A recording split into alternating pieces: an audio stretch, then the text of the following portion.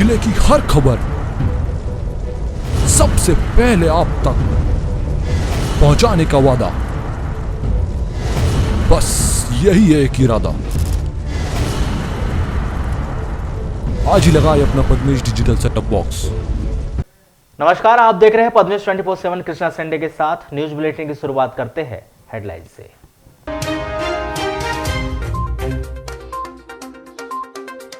सोमवार की घटना के बाद यातायात विभाग ने शहर के भीतर भारी वाहनों की नो एंट्री का बदला समय। बेहिसाब परमिट जारी करने की वजह से बस ऑपरेटरों की बड़ी मुसीबत, खाली सवारी दौड़ रही बसें।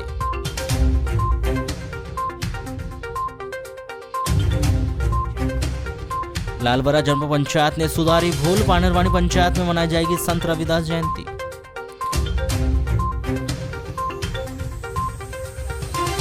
मार्च महीना करीब आते ही वारासोनी रजिस्ट्री कार्यालय में बड़ी भीड़, रात 10 बजे तक हो रही है रजिस्ट्री। मोयल नगरी तिरोड़ी में मंगलवार को मोयल में हेवी ब्लास्टिंग का विरोध करते हुए पुरानी तिरोड़ी के ग्रामीणों ने शांतिप्रिय ढंग से धरने पर बैठकर विरोध प्रदर्शन किया। वहीं मध्य प्रदेश असंगठित कामगार कांग्रेस प्रदेश अध्यक्ष आशुतोष बिसेन ने धरना स्थल पर पहुंचकर ग्रामीणों की समस्या को गंभीर मानते हुए अपना समर्थन दिया है। ग्रामीणों के धरने पर बैठने की जानकारी मिलने पर मोयल लिमिटेड में हड़कंप मच गया, जिसके चलते मोयल जीएम, मोयल मैनेजर दीपेंद्र पान तमने, पीओ अमित सिंह, तिरोड़ी तहसीलदार भगवान दास कुमरे, पुलिस थाना प्रभारी चैन सिंह उइके ग्रामीणों की समस्या को सुनने के लिए धरना स्थल पर पहुंच गए, जहां ग्रामीणों ने बारी बारी से अधिकारियों को मोयल में होने वाली हेवी ब्लास्टिंग से होने वाली समस्याओं से अवगत भी कराया। ग्रामीणों की माने तो उन्होंने पूर्व में ही अपनी समस्याओं से इस मोयल के अफसरों को अवगत करा दिया गया था, परंतु अफसरों ने ग्रामीणों की समस्या को गंभीरता से नहीं लिया, जिसके चलते मंगलवार को मजबूरन ग्रामीणों को अपनी समस्या की तरफ मोयल अधिकारियों का ध्यानाकर्षण कराने के लिए धरना प्रदर्शन करना पड़ा। पुरानी तिरोड़ी के ग्रामीणों ने बताया कि मोयल लिमिटेड की मैग्नीज खदान नॉर्थ 6 आबादी के नज़दीक संचालित हो रही है। इसी क्षेत्र में हेवी ब्लास्टिंग से वार्ड नंबर 1 एवं 2 में निवासरत लोगों के मकान एवं आंगन में पत्थर गिरने से लगातार हादसों का खतरा मंडरा रहा है। पूर्व में कुछ घटनाएं भी हो चुकी है, जिसकी जानकारी मोयल लिमिटेड को दी गई, परंतु मोयल इन शिकायतों पर कोई कार्रवाई नहीं कर रही है।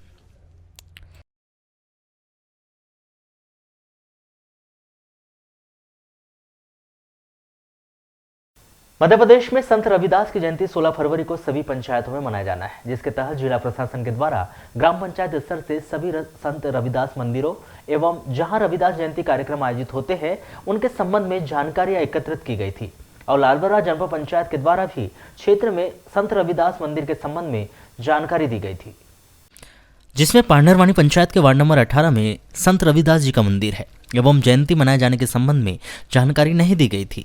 वहीं कई वर्षों से पांडरवानी वार्ड नंबर 18 में संत रविदास जयंती मनाई जा रही है और उसी स्थान की अनदेखी करना एक बड़ी लापरवाही है या फिर किसी जिम्मेदार अधिकारी के द्वारा जानबूझकर इस मंदिर की जानकारी नहीं दी गई होगी, यह समझ से परे लग रहा है।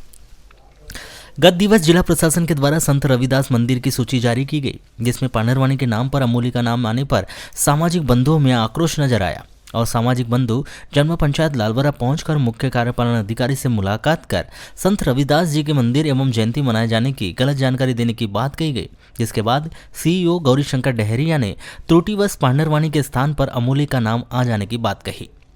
जनपद पंचायत के मुख्य कार्यपालन अधिकारी गौरीशंकर डहरिया ने बताया कि जिला प्रशासन से संत रविदास जी के मंदिर की सूची जारी की गई है, जिसमें पांडरवानी के स्थान पर अमूली का नाम आ गया था, क्योंकि दोनों पंचायत समीप में है। सूची में सुधार कर पांडरवानी के वार्ड नंबर 18 स्थित संत रविदास जी के मंदिर का नाम सूची में जोड़ दिया गया है और उसी स्थान पर संत रविदास जी की जयंती मनाई जाएगी। कोतवाली क्षेत्र के अंतर्गत आने वाले ग्राम देवटोला नहर के पास भरवेली रोड पर एक मोटरसाइकिल सवार युवक को पथराव करके घायल कर दिया गया। यह घटना आपसी रंजिश के चलते हुई। सर में चोट लगने से घायल युवक चित्रसेन मोहारे 26 वर्ष ग्राम सिहोरा थाना ग्रामीण निवासी है, जिसे जिला अस्पताल में भर्ती किया गया है। प्राप्त जानकारी के अनुसार चित्रसेन मोहारे ग्राम सिहोरा के सरपंच सरोज मोहारे के बेटा है। 15 फरवरी को 4 बजे करीब चित्रसेन मोटरसाइकिल में कन्नड़ गांव से भरवेली शादी में जा रहा था। बालाघाट से भरवेली जाते समय देवटोला नहर के पास खड़े 3 लोगों ने चित्रसेन पर पथराव कर दिया, जिससे चित्रसेन घायल हो गया। इसके बाद आरोपी फरार हो गए। घायल चित्रसेन को मोटरसाइकिल में जिला अस्पताल लाकर भर्ती किया गया है। शासन के द्वारा गांव का विकास करने स्व कराधान वसूली की प्रोत्साहन योजना बनाई गई है। इसके तहत पंचायतें ग्रामवासियों से निर्धारित कर वसूली करने के साथ ही उस राशि को गांव के विकास कार्यों में लगाती है। इस योजना में पंचायतों को एक बड़ी राशि मिलती है जिससे वे पंचायतों के विभिन्न कार्यों को करा सकते हैं। लेकिन इस योजना की राशि विगत 2 वर्षों से नहीं आ रही है, जिसके कारण पंचायत के प्रतिनिधि भी निराश देखे जा रहे हैं। जिले की 33 ग्राम पंचायतें अभी भी उस रुकी हुई स्व कराधान योजना की राशि के लिए मिलने का इंतजार कर रही है। आपको बताएं कि स्व कराधान योजना की राशि वर्ष 2019 में आवंटित की गई थी, जिसका जिले की बड़ी संख्या में ग्राम पंचायतों ने लाभ भी उठाया था। इस योजना के तहत करीब 35 लाख रुपए की राशि प्रत्येक ग्राम पंचायतों को मिलती है। जिन पंचायतों को यह राशि मिली थी उनके द्वारा गांव के बहुत से विकास कार्य कराए गए तथा जिन पंचायतों को यह राशि नहीं मिली वहां कार्य नहीं हो पाए। हाँ, कराधान योजना के में हम लोगों को 2 वर्ष पूर्व पिछले साल राशि मिली थी 33-34 लाख रुपए, और उसके बाद में उस राशि का सदुपयोग हो गया। जो विकास कार्य में लगना था कार्य योजना के तहत में उसको पैसे को खर्च कर चुके, और उसके बाद में पिछले साल और इस साल जिससे राशि नहीं डली कोरोना के कारण या जो भी अन्य कारण हो, तो कराधान की राशि अभी किसी भी पंचायत में पिछले साल से और अभी नहीं आई है। डलना चाहिए, उससे विकास कार्य तेजी से होता है और गांव में बहुत सी ऐसी कमियां रहती है जो इन राशियों से पूरी हो जाती है। शासन से तो जितनी राशि आए, क्योंकि जो ग्राम पंचायतें कराधान करारोपण बरोबर करती है उन्हीं को ये राशि डलती है। ये वर्ष 19-20 में करारोपण के अंतर्गत प्रोत्साहन राशि मिली थी। हमारे यहाँ ग्राम पंचायत हीरापुर को 34 लाख रुपए मिली है। उसका अभी पैसे पे रोक लगा हुआ है खर्च करने पे। गांव के उत्थान के लिए था, वो स्टेट का ही है। नहीं, उसका काम का बंटवारा पर दिए थे, उसमें विकास कार्य कराने के लिए था, गांव के अंदर विकास कार्य कराने के लिए मिला। अभी तो मेरे को मालूम है कि 3-4 पंचायतों में भी अभी भी वो राशि रखी हुई है। ये 19-20 में मिला है, नहीं मिली, खर्च नहीं कर पा रहे। वो करारोपण में कम वसूली होने के कारण वहां से रोक लग गई थी। हाँ, यानी कर जो गांव के कर होते हैं उसकी वसूली जैसे हर साल बढ़ते क्रम में होना चाहिए, वो नहीं हुआ। किसी साल ज्यादा हुआ, किसी साल कम होने से। जिला पंचायत में पदस्थ परियोजना अधिकारी विकास रघुवंशी ने बताया कि कराधान योजना 14वें वित्त आयोग के तहत लागू थी। 15वें वित्त आयोग में लागू नहीं है। इसकी गाइडलाइन केंद्र सरकार से बनती है।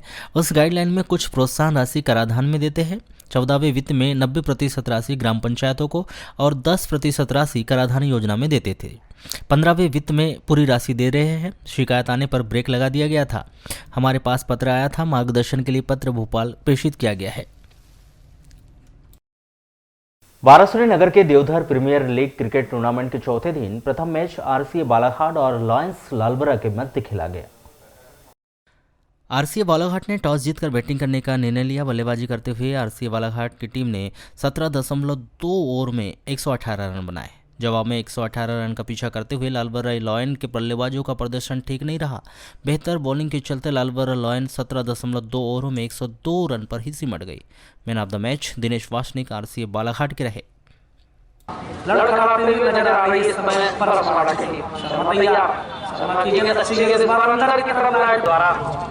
और बोधी ने अभी तक जिस तरह से स्ट्रोक खेले हैं उससे ये तो नजर आता है कि बोधी के पास आत्मविश्वास है और देवधर की जो पहचान बनी है कहीं ना कहीं आप लोगों का भी इसमें बहुत ही प्रतिभा के साथ आप खेल सकते हैं। फिलहाल तैयार अलमास की गेंद इस बार फिर से धैर्य होया ऊपर वाले टॉप जगह के खिलाड़ी आ रहे हैं और बहुत ही खूबसूरत कैच।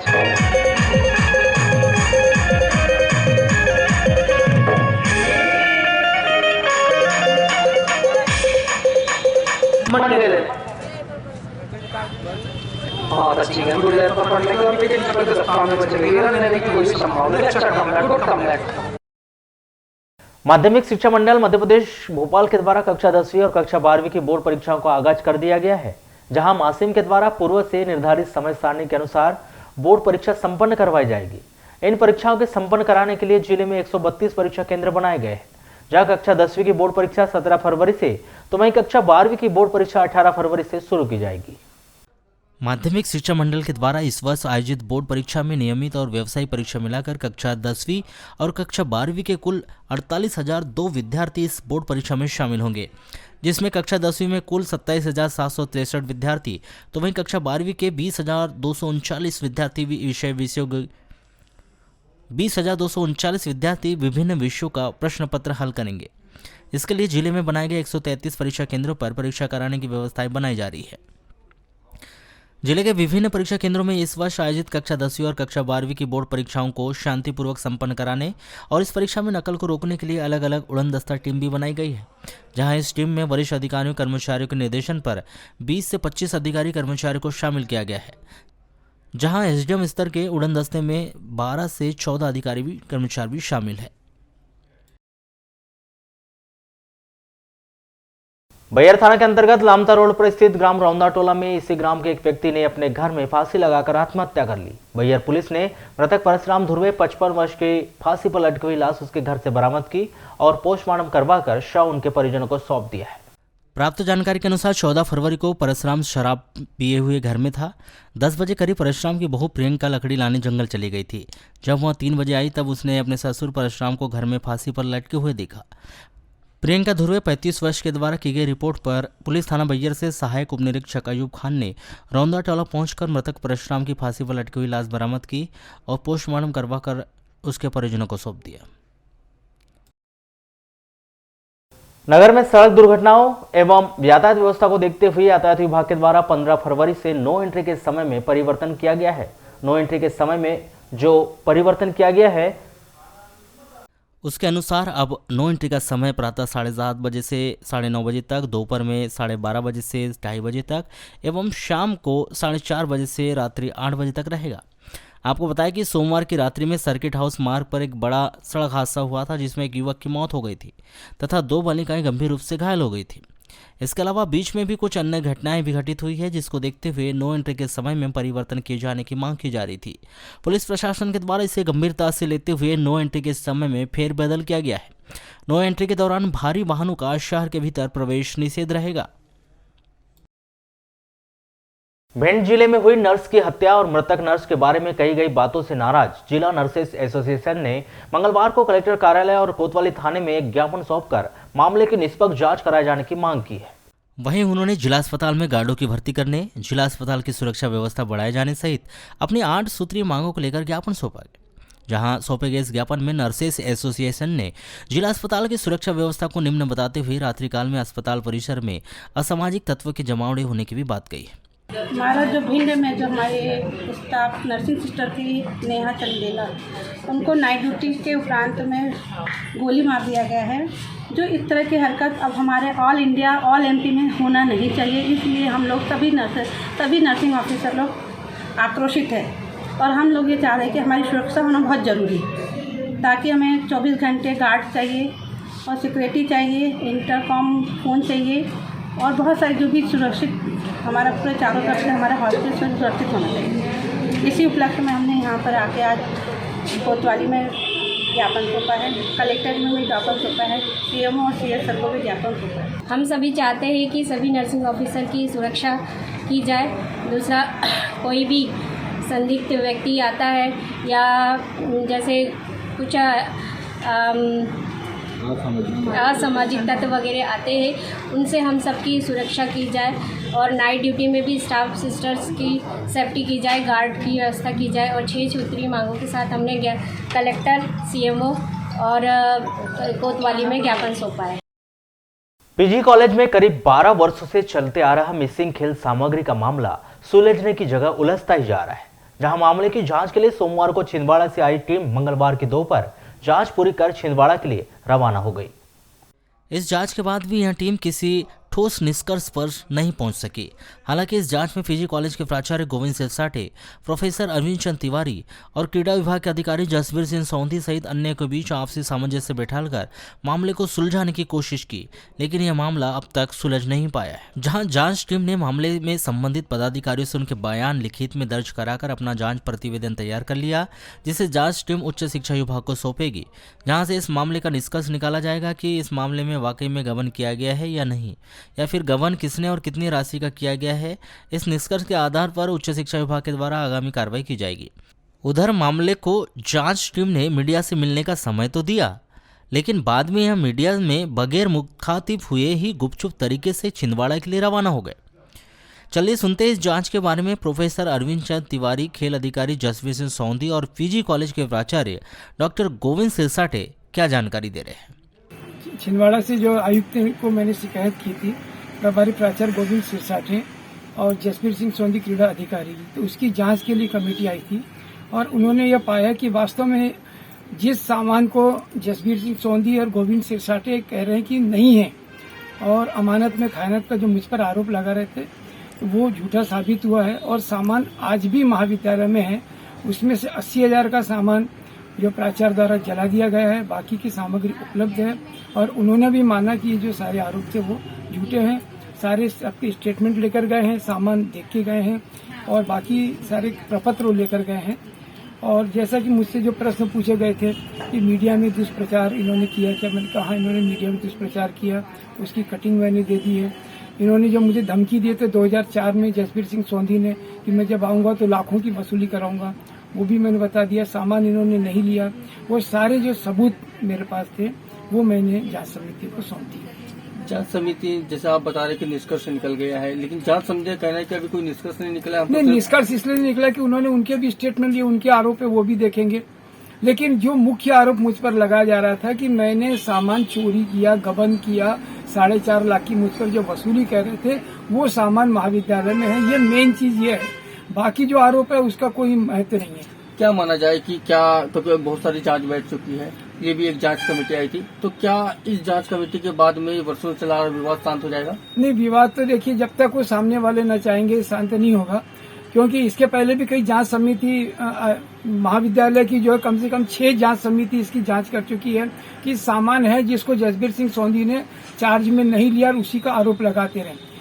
उन्होंने तो यही कहा है कि जो भी है तिवारी जी ने लिख के दिया है इनको, हमारे प्राचार्य को, कि सामग्री उनके पास में रखी है और प्रभाव उन्हीं के पास में है, तो जो भी कार्रवाई होती है एप्लीकेशन की, राइट अप की या वसूली की, तो प्राचार्य आपको बताएंगे कि प्राचार्य को उन्होंने क्या कहा है, क्योंकि हमारा तो बयान हो गया और हमने अपना बयान दे दिए। आपके हिसाब से कितने लाख का घोटाला बनता है?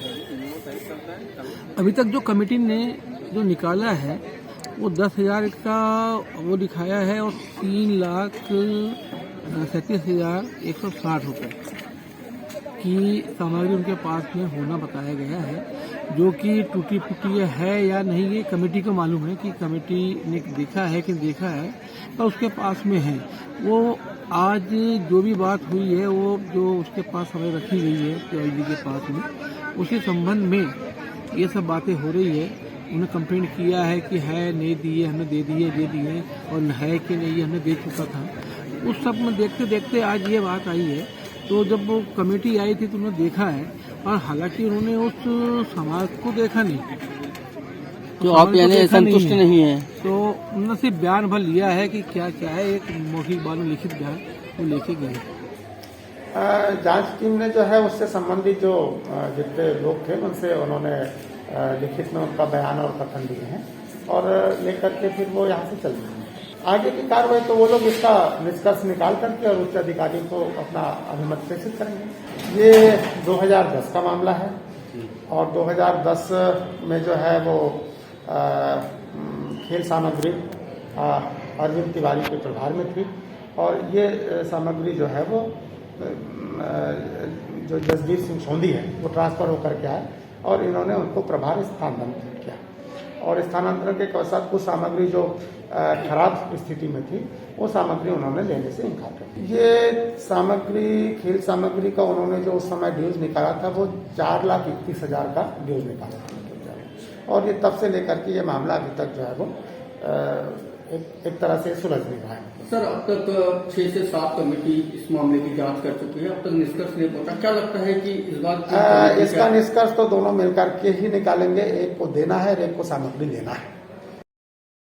वारासोनी नगर के तहसील कार्यालय स्थित रजिस्ट्री कार्यालय में वारासोनी और कटंगी विकास खंड की रजिस्ट्री हो रही है, जिसके कारण देर रात तक लोगों की भीड़ खड़ी होकर परेशान हो रही है, जिसमें रजिस्ट्री कराने पहुंचे लोगों को दिक्कतों का सामना करना पड़ रहा है। ऐसे में कई लोग सुबह 10 बजे से आ जाते हैं, जो रात के 10 बजे और 12 बजे तक अपनी रजिस्ट्री के लिए प्रतीक्षा भी कर रहे हैं, परंतु प्रशासन के द्वारा किसी प्रकार की व्यवस्था नहीं बनाई जा रही। वारासोनी रजिस्ट्रार बीते दिनों अस्वस्थ होने के कारण छुट्टी पर थे। ऐसे में जिला रजिस्ट्रार कार्यालय के द्वारा कटंगी रजिस्ट्रार अनुराग अहरवाल को वारासोनी का प्रभार दिया गया था, परंतु वारासोनी रजिस्ट्रार की छुट्टियां समाप्त होने के बाद जिला स्तर से वारासोनी रजिस्ट्रार की आईडी प्रारंभ न होने से वर्तमान में कटंगी रजिस्ट्रार अनुराग अहरवाल वारासोनी कार्यालय में वारासोनी और कटंगी दोनों जगह की रजिस्ट्री कर रहे हैं। दिन के सवेरे से आए 10 बजे से। क्या समस्या हो रही है अभी? वो समस्या ये है कि उनको रजिस्ट्री में काफ़ी विलम्ब हो रहा है, 7-8 बज गए हैं। क्या कारण है? अब कटंगी भी ले रहे, वारासोनी भी ले रहे, सब ले रहे, एक दो से ले रहे, इस प्रकार से हमारे यहाँ पे बहुत विलम्ब हो रहा है। कारण बताए क्या? कुछ कारण नहीं बताया। करीब कौन से नंबर पे आपका नाम है? 35 नंबर बता रहे हैं। कितने लोग आए हैं? हम लोग कम से कम 10 लोग हैं। अभी क्या समस्या हो रही है फिर?